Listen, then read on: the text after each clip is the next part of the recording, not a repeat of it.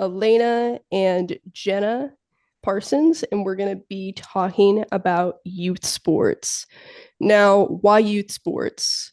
The basis of this whole podcast and the inspiration behind it really stemmed from the experiences we've had in athletics. And it starts with youth sports. All our athletic passions and experiences started with our parents, our guardians getting us into that sports and how that has helped us and developed us throughout the lifespan. So without further ado, I'm super excited to have Jenna on, and I'm going to let her introduce herself here. Hi, everyone. My name's Jenna Parsons. I went to college with Mina. That's how we met at good old Plymouth State. While I was at Plymouth State, played soccer all 4 years there. I also happened to run some track and field my freshman year until I pulled two hammies. Um, Besides that, I have my bachelor's and master's in exercise physiology. I'm currently a doctoral student at Louisiana State University inside their kinesiology department. And besides that, I've played a lot of sports growing up between soccer, basketball, track, softball. I've also coached a lot in my past. So done a couple years of middle school girls basketball, as well as recently have been doing some more youth soccer skills. But yeah, that's a little bit about me. I got two really cute cats. Mina happened to be a roommate with one of them. They'll probably jump in here at some point if we're lucky. So Stay tuned for the cats, they'll pop yeah. up. But yeah, so what's cool about this is not only have the three of us been multi-sport athletes, so we've experienced multiple different sports, multiple different types of teams, and then kind of narrowing down to what got us to our athletic careers, which was softball for me and soccer for you guys. But we've also had the opportunities to coach at the youth level, which is a lot different, I would think, from the collegians. It's youth sports is such an important time, not only from like the athletic perspective and health through the lifespan and what sports can do for you on that front, but also developmentally, you know socially, what it does to our mental development. So it's a super super important topic, and I'm excited for us to get into it a little bit here. So Jenna, what is your experience in youth sports? Coaching or playing? Let's start with coaching. We'll start from the coaching perspective. Yeah. So I started coaching, which is kind of crazy to say that I started coaching when I was in like high school to think back to it. But yeah, I really started coaching when I was in high school. And I think part of it was I was fortunate enough to work with a goalkeeper coach because I was a goalie, who really was like, "Hey, Jenna, you're doing great, like training yourself. I want you to help me with some of the younger kids." And, as much as being just like a little assistant, it really changed how I viewed the game. And it also made me fall in love with coaching and helping other players develop and seeing other people be successful.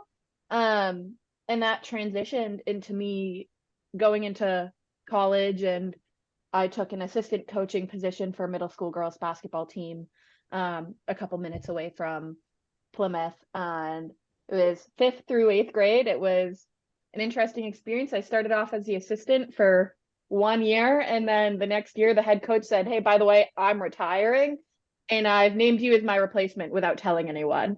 And it was crazy, and I definitely was kind of terrified for myself, but said, "Okay, this is going to be fun." And that was really my first full like coaching position, besides like volunteering and all of those other things that we do in like high school and whatnot.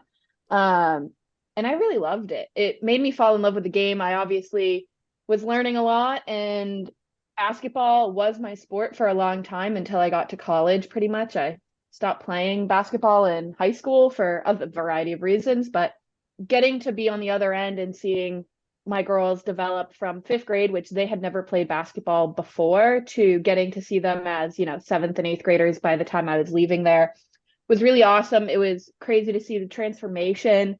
And it's something that I was really proud of. And like I'm still so proud of those girls, seeing them like go on for college now or like getting ready in that transition. It's like it's a totally different feeling than being an athlete yourself, if you know what I mean. Oh, 100%. It's definitely a little bit of a switch, especially when you're going from player to coach. And it's super gratifying. Definitely, like if you're still a player and in that sport, and then you're also teaching the younger ones, it definitely is a little bit of a like a reinforcement of your own knowledge of the game and your own skills. But yeah, the younger ones are super super fun. You said like middle school. Yeah, middle school was my first head coaching position, and it was crazy, Nice, to those say the middle least. schoolers. Yeah. They're like that's like they're still like hungry. They're still hungry. Like They from a know, youth, like they're like bright-eyed and bushy-tailed, I feel like at that yeah. age as well. Now, Ailaina, how about you? You've had some experience in the youth realm. What age group did you primarily work with?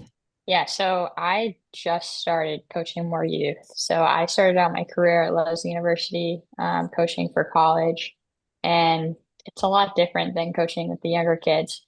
Um, Obviously, there's a different goal and mentality, like with the college kids, than you have with the younger kids, where you're working on developmental like aspects of things. Just kicking the ball, the fundamentals of the career and or whatever athletic career they want. It could just be for fun, or it could be kids that want to play D1 soccer. Depends on what their mentalities are. For a lot of kids that play in the club level, they're looking for those like higher collegiate, I guess, careers where they're looking for like the D2, D1s, stuff like that.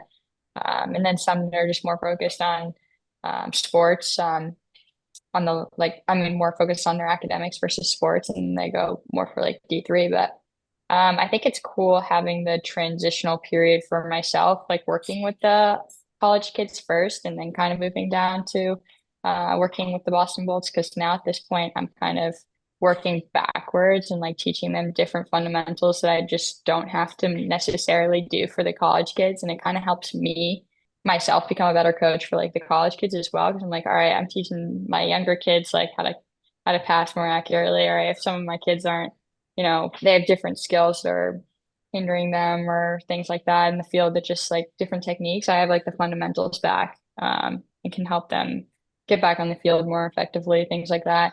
I think I started coaching originally just because I like really missed the sport, and I was like, I need something to like fill that void.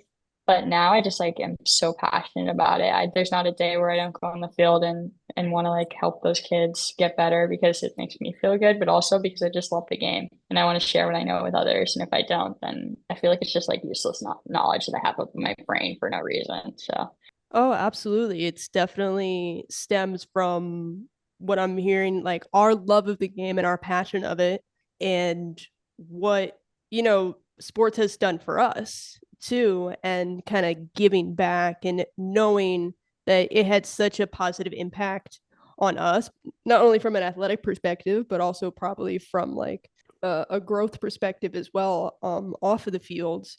And just be yeah. able to give that back is super super powerful. Yeah, and they just made me a better person, generally. Like I'm not the same person as I was like before coaching, things like that. I learned so many things from them. They're just as much as I could teach them, I learn from them on the day-to-day basis.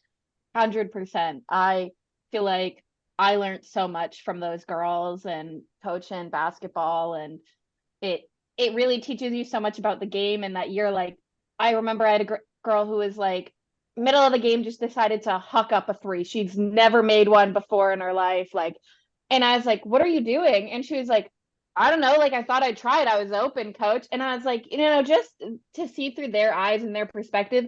And it was like, you know what, it wasn't the wrong idea. First I was a little like upset, like I was like, girl, what are you doing? Like we have plays, we have all these things, right? She was just like, but coach, I was open. And it was like, you know what, you're 100% right, we need to take more opportunities.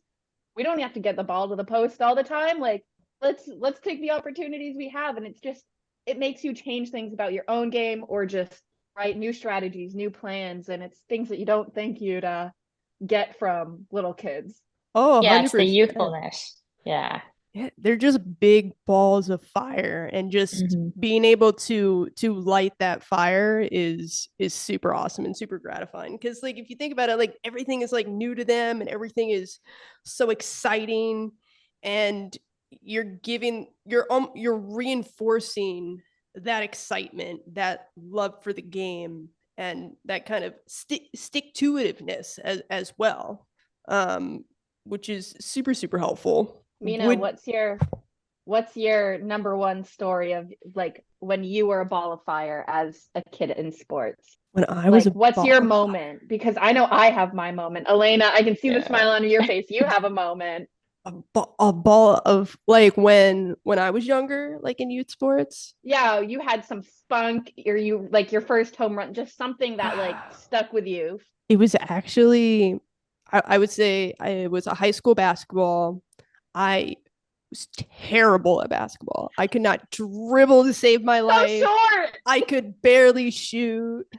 It was terrible. But I went to a small school, so like all the JV was still technically on varsity, and it was a rival game against, oh, I forget their name, but it was a rivalry game, and we two of our starters have essentially fouled out, so they're like, okay, Mina, you're going in. That's how desperate they were, and like, guys, I sucked.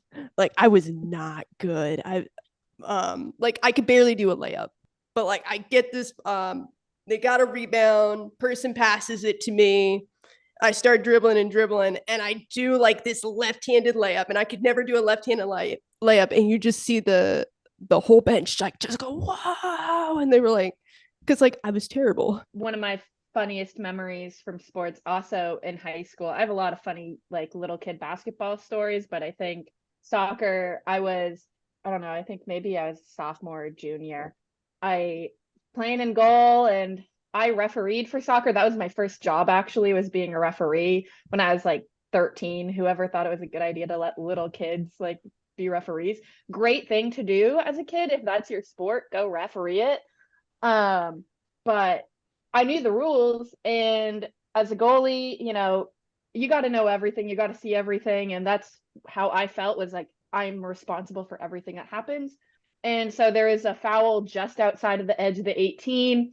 Not a great angle for the offense, but I was like, whatever. And I was like, ref, is it direct or indirect? And he goes, oh, it's indirect. And he puts his hand up. And I was like, okay. And normally I would put a wall there, but I was like, oh, I'm not putting a wall there. Because the other team's coach was screaming, like, put it on frame. Like, right. And I'm like, oh, they don't know. And so I'm yelling at my team, no wall. And I say, nobody fucking touch it. You can bleep me out. I was like, nobody touch it. And they shoot it right on frame. It's coming right at my face. Nobody else has touched the ball. The ref's hand is still in the face. And so I just turn and let it go into the net. My coach on the sideline starts screaming at me, and the referee signaling for a goal kick now, because it's just like it went out of bounds off the sidelines. And my coach is like, what are you doing, Jenna? How did you let the girls on my team are all upset? And I go, coach, it's a goal kick. It was an indirect kick. Nobody else touched it. And my coach was like, what? Like, and it was just like this whole moment of like, yeah, I'm that person. I know the rules. Like, and I remember it being halftime and my coach like being like, what are you thinking? I was like, I confirmed it with the ref. It was an indirect kick. He still had his hand up. Nobody else touched it. They shot it on frame. Why am I going to risk juggling it and knocking it back and being the person who touched it? They can hit it right into the net, like, for all I care. I have a story, but it's kind of like it's a different line. It's like, so when you could play like kinder soccer, it's like the first sport you can ever play soccer. Everyone goes out and all the parents sign them up because they're all excited their kids can finally play a sport, things like that. Mm-hmm. So my mom did that, but I had been playing soccer for like probably maybe a year or two before that because I have an older brother who was also signed up for kinder soccer, and I just knew that I liked it a lot and I was playing a lot. Go out there, play kinder soccer. I'm like dancing around these kids. I like they at that point they have to take you off the field to like allow you to like have a rest. And I was like, I don't need a rest. I'm good. Like, but they were like, you have to come off the field. So I go off and I go over to my parents and whatever you're supposed to you like at that point, you can still go talk to your parents, drink water, do whatever. I go over there and I'm doing like push-ups and sit-ups, and my coach comes over and he's like, my parents like, wow, you guys are hardcore. Like you make her like do push-ups and sit-ups on the sideline. My mom's like, no, no, no, no. Like we're not making her do anything. Like this kid's crazy. Like we tell her to stop and slow down. Like she's in kinder soccer. We're not making her kindergartner like do push-ups and sit-ups on the sideline. So that's like me as a kid. That was just a example of my life and how my parents are like, you need to dial it down for the rest of my career. It never stopped. It was always you need to dial it back, and I just never did. Do you think that was always something that was a part of you, or you think sports kind of pushed that even more, like in terms of that kind of mentality? Yeah, I think it's intrinsic for me for sure. Like I with anything, and my parents never had to remind me to do homework. That was just who I was. But sports definitely was a different level because I cared so much about it. I fell in love with it. It was like probably my first love was soccer. I would easily say that it's like the day I die, like soccer is there. It's always been there, always will be there. It's one of those things. But sports allowed me to have a different complexity where I could just push my body past its own limits and allow myself to, spread my own wings and do my own thing, which you can't really get in a lot of different like other fronts of life. I'll ask this to both of you. What impact do you think, if any, youth sports had on you outside the field? Like, if you didn't play youth sports and sports in general, do you think you'd be a different person, and why? I'll kick it off. I think 1,000%. Not that I'd necessarily be a different person, but they've had such a large impact in my life. I started off going to school to be a PE teacher. I'd love sports. I'd love soccer, like any sport that I could get my hands on and do and participate in. I did it. I used to be signed up for every summer camp. It'd be like tennis camp. Sure, we'll put Jenna in that for a week. And it was like everything. And I wanted to go be a PE teacher and spread the love. And I just happened to find a love for science. And I didn't know, even in high school, that there was really even science to study, like sport and the human body and all that. And as soon as I kind of learned that and realized that, it opened a whole other door for me. But that wouldn't have been there if I hadn't had a love and a passion for sports. Oh, 100%. And again, this is the crux and the whole, inspiration for this podcast for me was I would not be the person I am today without sports, without that experience. Not only like those hard skills like time management and like working in groups, and like it definitely building character. For me, goal setting was something that was helpful in sports that definitely like kind of transformed how I kind of operate, both personally and professionally. It's definitely I would not be the same without it. So I'm just super, super passionate about sports and how it transforms our lives. Ailaina, Right. how We all about talk you? about, yeah, right. We talk about all the time. We'll talk about transferable skills. And that's the biggest thing that sports has done for me is giving me skills that I can use not only in the field, but off the field and become a better person in my regular life. It's one person. I'm not just an athlete. I'm not just a coach. I'm not just a criminal analyst. I'm not just in the military. Like everything comes together and makes me who I am. But sports has definitely been one of those big, I guess, beams in my life that just holds me together. Oh, 100%. And to shift gears a little bit here, it saddens me to hear sometimes, kids falling out of sports for, whatever reason. Sometimes um it's an intrin it's due to intrinsic factors. Sometimes it's due to extrinsic factors. I'm a firm believer that sports has such a positive impact on youth development from not only, again, from a health athletic perspective, but also from self-esteem, character building, all of those things. And that's why it's super, super important to have positive influences in youth sports like you two, especially at the younger ages.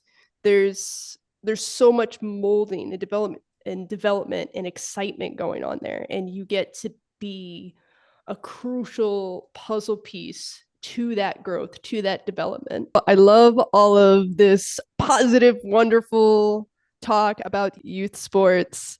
I'm going to shift gears a little bit because, in my experience, I know I've been fortunate enough to have a lot of wonderful positive coaches in my life that have propelled me forward both athletically and professionally.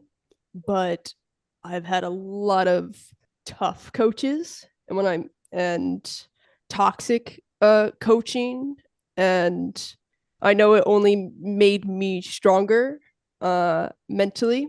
And I'm gonna throw it to you guys. Do you guys have any horror stories, both either as coaches or as players? Because we know it's not all sunshine and rainbows, and sometimes that's not the fault of the coach. That's just a fault of inexperience. Yeah, for sure. I think it's a really delicate situation to talk about when we talk about whether it's youth sports or even collegiate or professionally, like, right? Like, good coaching can make a huge difference at any and every level. But for me, arguably, I think good coaching, or more so bad coaching, makes a huge difference at the youth level, because those in that youth setting, right? If we set kids up with a coach who maybe isn't the right match for them, or not the right match for them, but not the right match for that level that those kids are ready for, and that commitment, it can lead to a whole bunch of issues of, right, if you have your first experience with a sport being one that you don't enjoy, they're probably not going to come back and play. For me, that was softball, which I know, Mina, you love so fondly, but I started playing softball when I was in first or second grade. Like, I did the t-ball like teams and stuff as a kid, but really it was like the town like rec league that was like more organized in, I think, second grade. And I did it again in third grade, but when I was in third grade, I got invited to try out for this fourth and fifth grade all-star team, and it included third graders, but it was like there was two of us that made it to the team. And I remember signing up. I was so excited to play. I was so happy. And it really, that season ruined softball for me. I never played softball afterwards. I basically signed up for this team thinking that it was going to be, they told us, yeah, it's going to be a couple of times during the week, couple tournaments during the summer. It's going to be so much fun. The girls are going to love it, right? Like, that was a vibe. And little did I know, and my mother know, that it turned out to actually know we're having softball practice every single night of the week during the summer, so you can't go on vacation. Oh, and then we're playing in tournaments every weekend. And if we're not in a tournament that weekend, we're having practice. And we were told to be like maybe a month or two. It depended on how well we did as a team. Well, we started in, I want to say, June for that softball league, because it was after the regular like softball league. We didn't end until September because we just kept playing. And my coaches took it very seriously. Mind you, I was in third grade, and now this is fourth and fifth grade, but it wasn't, so my understanding was it wasn't AAU, but it turns out it was AAU. Yeah, it wasn't really like a travel, because in my experience, there's like your town all stars, and then there's like club travel, where that's a bigger commitment, which that seems like what they were trying to push here when that shouldn't have been the case. And the crazy thing is like, we've talked about this before, but in third grade we had signs. Like, so I'm getting signs at the base when I'm going up to swing about whether I should swing, if I should bunt, no swing, right? And this is third grade. Third grade, we were also taught signs for base stealing, like base running, right? If you should steal a base, stay, like what was going on. And it was a lot. And obviously that's a lot of pressure. And being one of two third graders, it was kind of like, well, don't mess this up because, you know, you're already the weakest link, right? And there was so much pressure. And my coaches found out that I could run fast. I don't know how, but I was fast. So they decided I was only ever going to bunt. So I wasn't allowed to swing from my first game all the way through. And mind you, third grade, which, if you ask me now as a coach, my perspective would be player development. I want my girls to be getting practice in all aspects of the game of softball, not just bunting because, right, I might be fast as a third grader. That doesn't guarantee I'm going to be fast when I'm in high school, college, wherever. But nope, I wasn't allowed to bunt. And I had one game. It was near the end of the season. I was tired. I was drained. I was not happy. It wasn't And fun. And that's it the whole wasn't purpose fun. of playing a sport. Granted, like it should be fun all the time, especially when you're that young. It's about, gross motor skills and Growing a just, passion for the game. yeah, having fun. It's Mm-hmm. fun. So All in for me. third grade, you're in third grade, you're a kid trying to learn how to play a sport, and it's mostly Mm-hmm. social at that point. Like, Mm-hmm. plus, you didn't sign up for AAU where you're trying to have that development where you're maybe trying to get to college or the Mm-hmm. parents are trying to get to college. But like, I feel like that's a good example of coaches that are not necessarily having a terrible mindset for like kids, but like knowing the level that you're coaching at, right? And the Mm-hmm. like you're coaching third, fourth, and fifth graders. Like they're not in college, they're not even in high school, they're not trying to get scholar. They can't Not get even in talked middle to. school. They can't get talked to, like you can't talk to a kid about anything to have to do with college sports until their sophomore year of high school. So you're telling me that a third grader needs to be acting like that in order to get, no, like that's, you just need to know where you're coaching, what you're doing, Mm-hmm. and maybe you have a good mentality and it's something that you're like just trying to push the kids and like whatever it may be. I'm sure there was good intent in mind, but it's sometimes intent also is harmful. I mean, the And good intentions are still harmful. the crazy thing is like thinking back on that experience, right? Like at the time, I think part of issues that I had with it was like the coaches were still parents, right? They were girls on the team's parents who were the coaches. And it was also, I was catcher in softball and I got moved to the outfield because they were like, oh, Jenna, of all the girls on the team, Jenna can throw from the outfield to home, just like she could throw from home to any of the bases. So we want her in the outfield. But I was one of the youngest players on the team. But well, their daughters wanted to be a catcher or their daughters wanted to be a pitcher. So they played in those positions. And I can't imagine the pressure and scrutiny that they were under because I remember like catching for the girls at practice a lot, not practicing my position, but they wanted the pitchers to be getting reps. And that was my job, was to sit there and catch and sit there and catch and sit there and catch. And I can't imagine that pressure of like, that's a parent. And I thought it was favoritism. And of course it is, it's their kids, but it's crazy to think about. And those girls kept playing and their dads kept coaching. And I'm like, no wonder they went and played college softball because they had to. It's definitely, daddy ball is a huge, or parent ball is a huge factor in youth sports. It's very rare that you get like an outside coach that doesn't have some sort of Ties. like ties to the players. It's gonna be there, and my biggest advice for that is you have to kind of put on your coach hat and not your parent hat. That was something my dad did extremely well. I'm not going to say he was perfect at it. From a coach, he was definitely that person where he went to coaches clinics, he learned the game. He is the number one reason I was the player and person that I am, because he went out and he improved himself as a coach. And it's a lot of pressure, being the coach's daughter, or the head coach's daughter. But I'm super he treated me like the rest of them. When I was not on, my butt was on the bench or I was in the bottom of the order. And we talked about it, and there's no animosity. I was never like, Dad, why did you do that? Because when we were on the field, it was coach, and when we were off the field, it was dad. And parents, I think it's really good to have that distinction between coach and parent. I prefer that parents don't coach. And No, that's like hundred just me percent. through and through. If you can, no, I 100% agree with that, Ailaina. You can, yeah. Yeah, Speak right. more That's the on other that a part little of it. bit. Yeah. So for me, like I just had a meeting with my academy kids, like just literally like 2 days ago. And I was like to the parents, I was like, I'm gonna be completely honest with you. Like I am open for any questions about anything about your kid regarding recruiting, nutrition, whatever it may be, any question you may have along those lines. But if you're coming to me to talk about your kid's playing time, or if you want to teach me tactics or you want to do something on the sidelines, come apply for this coaching position and take it from me. Like we would love to pay you for it. Like we pay every coach gets a salary. Like we would love to pay you for it. But if you're not going to commit to that, then by all means leave it to me, because that is my job. That's what you pay me for. It's what you guys trust me for. It's what you trust the club for. They've hired me for a reason.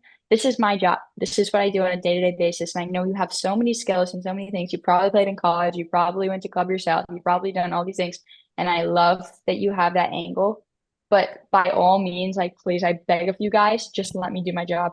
Like, Just I'm not be going to sit here parent. and argue. Yes, your job is to support your kid. Your job is not to teach them or scream at them they need to do something on the sidelines. Like, that's not your job. That's my job.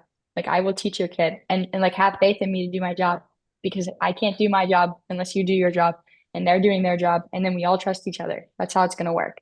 Ailaina, I'm pretty, not saying that parents can't be coaches, but I'm pretty aligned with you in the sense that we need to have some sort of separation, and especially at the youth sport level, where I know we haven't talked too much about it, but like we're talking about youth development, athlete development, right? It starts so young and it's starting younger and younger. And it's crazy to think about. But when your kid is even in those kinder soccer or kinder whatever, T-ball, developing those skills and those fundamental movement skills are so important, because not only do they translate across sports, but they translate skills across life. And I'm not saying, when your kid's playing soccer at 3, 4, 5 years old, wonderful. That's great that they're out there and they're playing, right? It's supposed to be fun. You as a parent should be enjoying it. Yeah, you want to help them practice their skills at home, by all means, like get your kid active.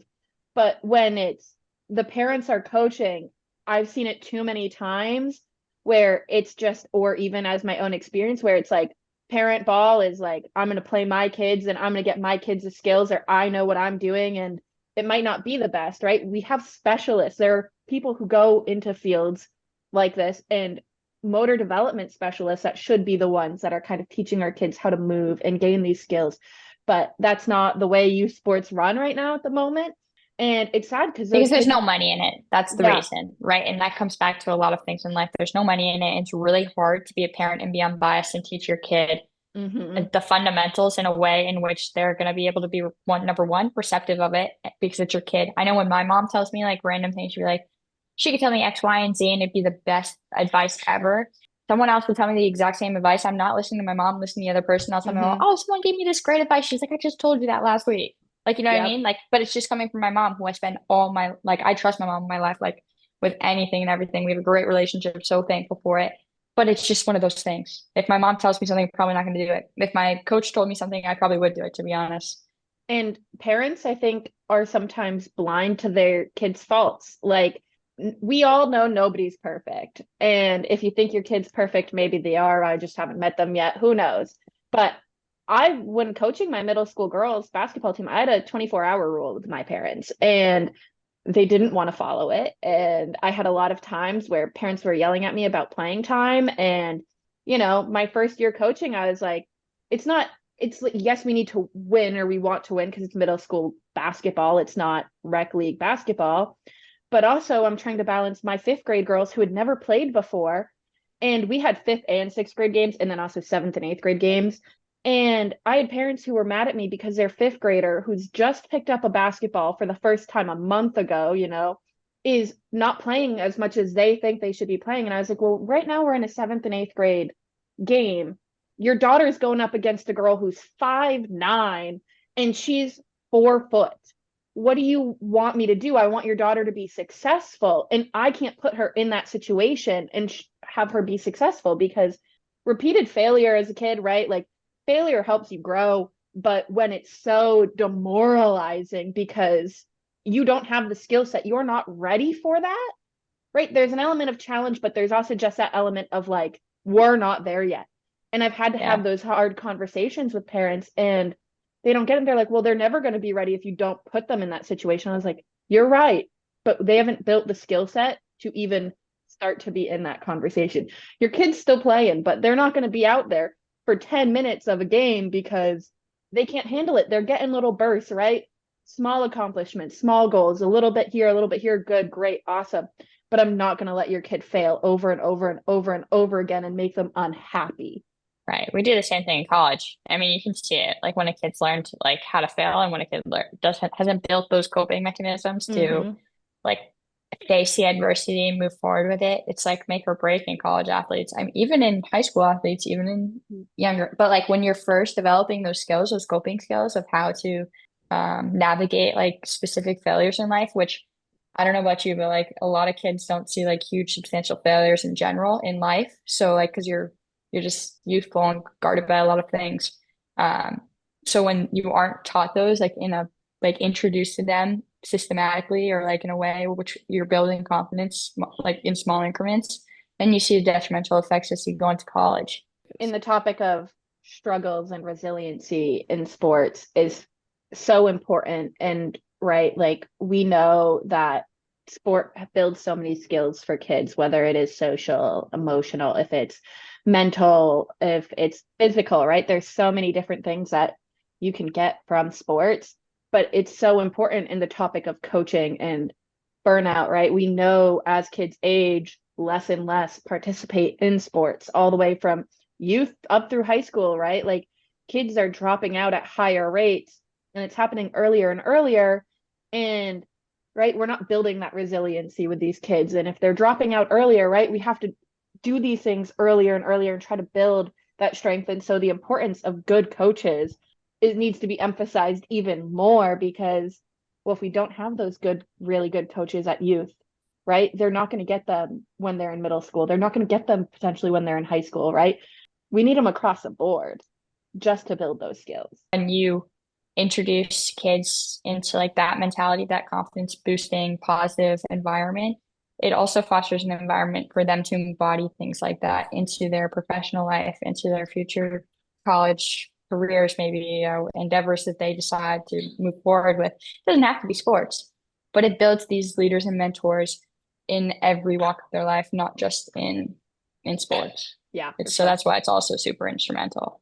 Oh, 100%. That's super, super important. And I think what we're seeing a lot of is it's becoming more of a thing in younger ages as well, where there's this pressure to perform. There's this pressure to be a specialist and specialized in a sport. You know, I think, Jenna, we were just talking about the other day, like some of these parents are getting their kids like gene tested to see what their potential height, their wingspan is going to be like. Are they going to have big hands, or their body morphology and all of this, and deciding what sports to get their kids into. It's crazy. Yeah. And it's like, it takes away from the fundamental aspect that one, it's supposed to be fun. Two, it's to be something that, you know, builds character, builds healthy habits.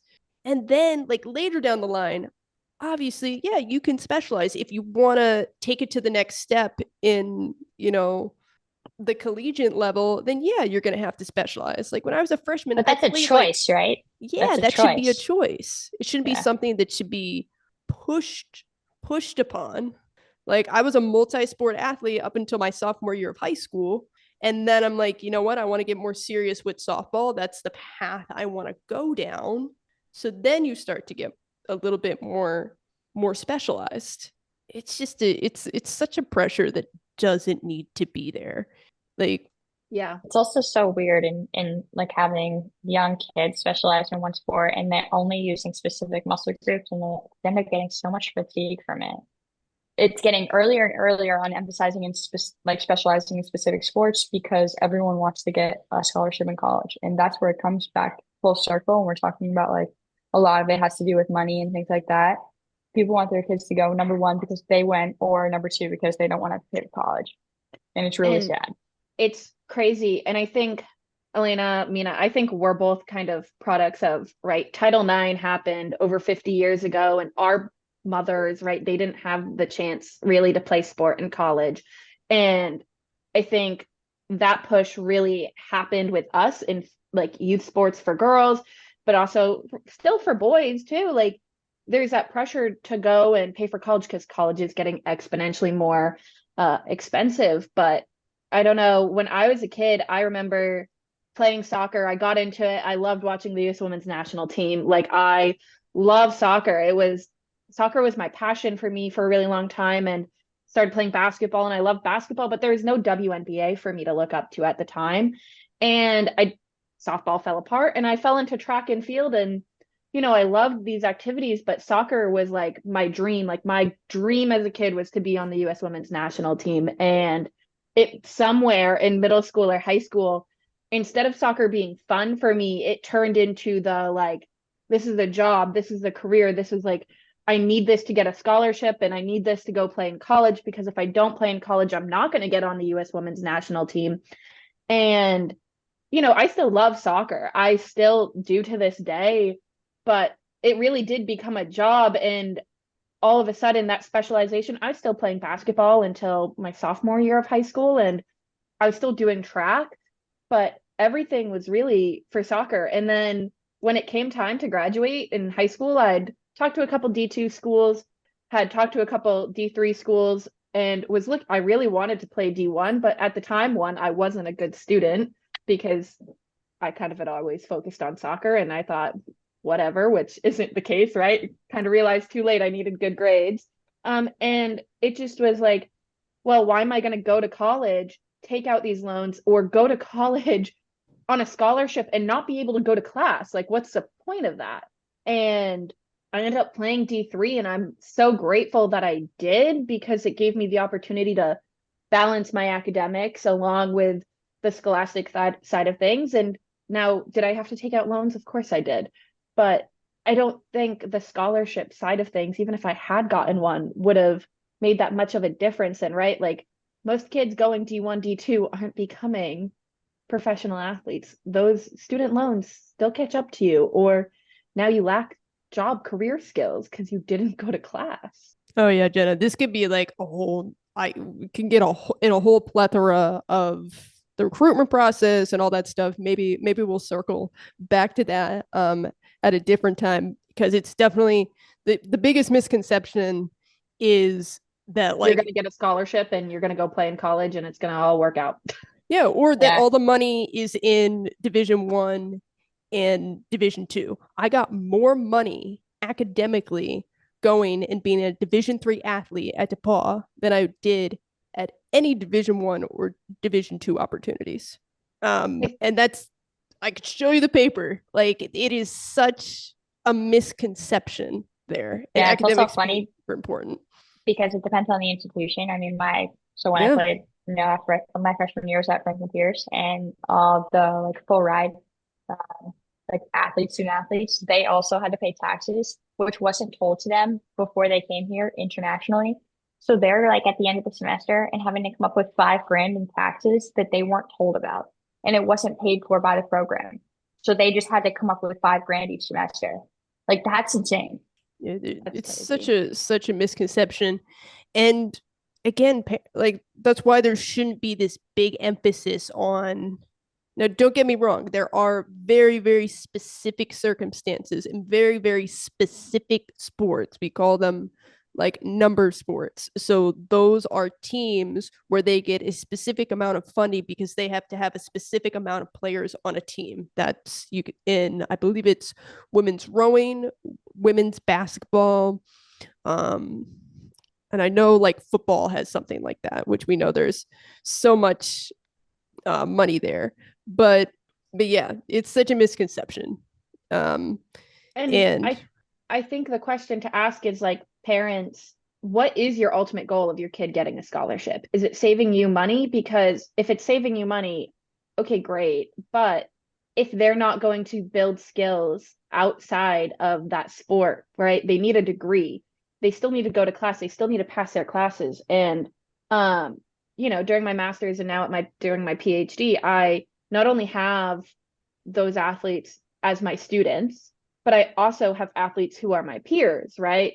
And whether they're still competing or, they had just finished up, it's crazy to have these conversations with them because, okay, yeah, they might be on scholarship, they might not, but traveling with those teams, the number of my students who have to come and make up assignments at the end of the year because, well, I was gone for, 8 of our, 12 weeks is crazy because what are they getting out of this education that they've worked so hard for that scholarship all those years through high school, and they are busting their butts to not only, be an athlete still, but also they have to do their coursework. If they don't do well enough in their classes, they can't play.